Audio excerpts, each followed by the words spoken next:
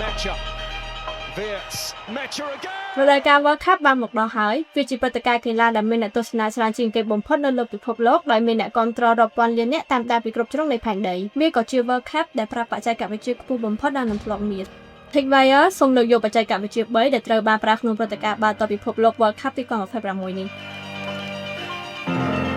បច្ចេកវិទ្យាទី1គឺបាល់ឆ្លាតវៃ Trianda Smart Ball មកពីខាងក្រៅទៅវាហាក់បីដូចជាបាល់ធម្មតាប៉ុន្តែនៅខាងក្នុងបាល់នេះមានឧបករណ៍ចាប់សញ្ញាដែលអាចបញ្ជូនទិន្នន័យរាប់រយដងរៀងរាល់វិនាទីវាអាចដឹងថាកីឡាករប៉ះបាល់នៅពេលណានិងនៅចំចំណុចណាទិន្នន័យនេះត្រូវបានប្រើប្រាស់ជាមួយប្រព័ន្ធ outside ឬប្រព័ន្ធចាប់អក្សរពាក់កណ្ដាលស្វ័យប្រវត្តិដែលជួយឲ្យអាជ្ញាកណ្ដាលធ្វើការសម្រេចចិត្តបានកាន់តែលឿននិងច្បាស់លាស់ជាងមុនបច្ចេកវិទ្យាទី2គឺ FIFA AI Pro នេះគឺជាប្រព័ន្ធ AI ដែល FIFA ប្រើដើម្បីវិភាគការប្រកួតក្នុងកម្រិតមួយដែលមនុស្សមិនអាចធ្វើបានបច្ចេកវិទ្យានេះប្រមូលទិន្នន័យពីកាមេរ៉ាជាច្រើននៅជុំវិញកីឡាដ្ឋាននិងតាមដានចលនារបស់កីឡាករនឹងបាន FIFA AI Pro អាចវិភាគការរត់ការបញ្ជូនបាល់ទីតាំងរបស់កីឡាករនិងទម្រង់លេខរបស់ក្រុមទាំងមូលទិន្នន័យទាំងនេះជាផ្នែកមួយយ៉ាងសំខាន់ដែលអាចជួយដល់គ្រូបង្វឹកនិងក្រុមបច្ចេកទេសដើម្បីវិភាគការប្រកួតរបស់កីឡាករនិយាយឲ្យសាមញ្ញFIFA AI Pro គឺដូចជាខួរក្បាល Digital ដែលអាចតាមដានការប្រកួតតែមួយគ្រប់ជ្រុងជ្រោយបច្ចេកវិទ្យាចុងក្រោយដែលកំពុងតែទាក់ទាញការចាប់អារម្មណ៍ខ្លាំងគឺ Reflex Body Camera កាមេរ៉ាតូចមួយត្រូវបានភ្ជាប់នៅលើត្រចៀករបស់អាជ្ញាកណ្ដាលដើម្បីថតទិដ្ឋភាពផ្ទាល់ពីក្នុងទីលានវាផ្ដល់ឲ្យអ្នកគាំទ្រនៅបទពិសោធន៍ថ្មី